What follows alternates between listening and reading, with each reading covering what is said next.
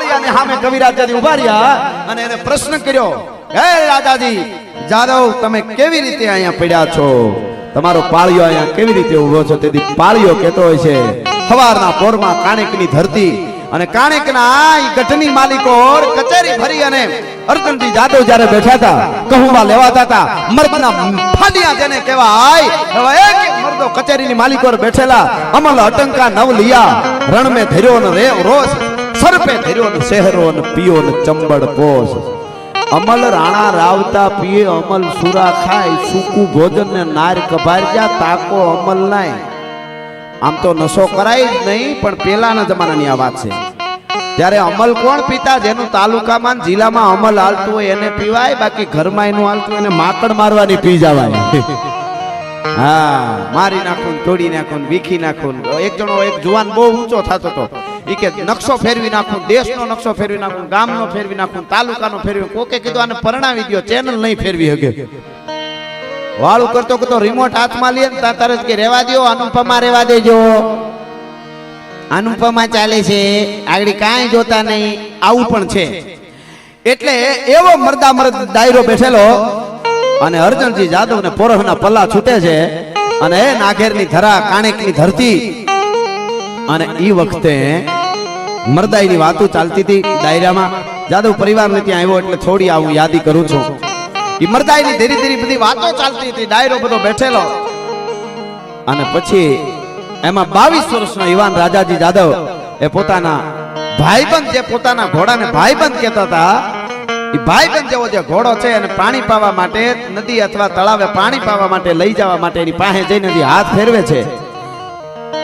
એટલે હજી હાથ ફેરવતા હતા ઘોડાની માથે, ત્યાં તો કોક રાડ નાખતા નાખતા કોક આવ્યા ઉગાડા પગે અને કીધું, અર્જુનજી બાપુ બચાવી લ્યો, બચાવી લ્યો, બચાવી લ્યો. એટલે કીધું કે શું થયું છે? કીધું કે ચારણ આવી અને ખાસ કરીને દેવાભાઈ ચારણ, દેવાજી ચારણ જે છે એમની ગાયું લૂંટારાઓ વાળી જાય છે અને ચારણ આ ધા નાખી છે. અને એ વખતે હજી કચારીમાંથી બધા ઊભા થાય નો થાય, ત્યાં તો 22 વર્ષનો જવાની રાજાજી જાદવ સાહેબ બાગાક જમ કરતા ઘોડલીની માથે સવાર થયા, ઘોડાની માથે સવાર થયા. પોતાના ભાઈબંધ જેવો ઘોડાને આમ કરી આમ ઠપાટ મારી, પણ ઘોડાને ખબર પડી ગઈ હતી કે આજ મારા ધણીને, મારા મિત્રને આજ ક્યાંક જવાનું છે, એ કેડો કંઈક જુદો છે. અને બાગડતા બાગડતા બાગડતા બાગડતા બાગડતા બાગડતા બાગડતા કરતો ઘોડો નીકળી ગયો. જીવાજી ભા બારડ કરીને એનો મિત્ર, એ પણ રાજપૂત, એ પણ પાછળ ગયો, પણ આ તો એકલો ત્રાટકી ગયો પેલા. અને દુશ્મનો હજી આખું ટોળું છે, ગાયુંને ઘોડા આડા નાખતા જાય ને ગાયુંને ભાઠા મારતા જાય ને આવું બધું લૂંટારાઓ કરતા જતા હતા. અને વાહેથી પડકારો કર્યો, જવાન પામે ઉભા રહેજો, ગાયું માતાજીને શું કામે મારો છો? તો કે તું એકલો લડી અમારા હામો. કે મરદના કઈ ટોળા ન હોય, લડવાનું જ્યારે વખત આવે, મરવાનો વખત આવે ત્યારે કઈ ગણતરી ન હોય. એ તો જેની તરવાર હાલે ઈ જીતે. અને કહેવાય છે એ ઘમંડશાન યુદ્ધ થાય છે. કેટલા ને ધીરે ધીરે 1 2 5 7 10 ઇતિહાસકાર એમ કહે છે કે 32 જાણાની લોચું ઢાળી દીધી અને પોતાને વિંધાઈ ગયો, આંતરા વિંધાઈ ગયા, કટાર લાગી. ટૂંકમાં વાત કરું તો એ રાજાજી જાદવ 22 વર્ષનો યુવાન છે. એ ધરતીની માથે ગાયું માતાજીને પાછું વાળી 30 32 દુશ્મનોને ઢાળી અને વીરગતિ પામ્યો. માં માટે જેમ વીર વસરાજ સોલંકી ગાયું માટે માતાજી માટે જેમ જાન આપે એમ જીવ આપી દીધો. અને ઈ ખબર ચારણના દીકરીઓ બે એમને પડી કે અમારી ગાયું માટે રાજપૂતે બલિદાન આપી દીધું, જાદવે પ્રાણ આપી દીધા. અને રાજલાય વેજલાય નામની ચારણની જોગમાયા જેવી દીકરીઓ એને સત ચડ્યા અને 2 દીકરીઓ અગ્નિ સ્નાન કરી નાખ્યું. આજ પણ જગદંબા તરીકે માતાજીઓ પણ પૂજાય છે અને રાજાજી બાપુ યાદવ પણ એમનો પણ પાળિયો પૂજાય છે ધરતી માથે. આજ પૂછું તને પાળિયા તારા દલડા કેરી વાત, વાર ચડી મારા ગામની માથે ને બુંબીઓ વાગ્યો ઢોલ, તેદી હવની પેલા હાબદો થયો તો માટે આયા હું આજે આય ખોડાણો. એમ જેણે કર્યું છે એની વાતો જગતના ચોકમાં રીએ. એટલે હું તો ઘણી વખત કહેતો હોઉં છું, આપ બધા આવું સારું સાંભળો છો. કલાકારોની જવાબદારી હોય છે કેવી અમુક વાત કરાય નહીં, અમુક કેવું ગાવાય, અમુક ગીતો ન ગવાય. લાખો યુવાનો આપણને ફોલો કરતા હોય.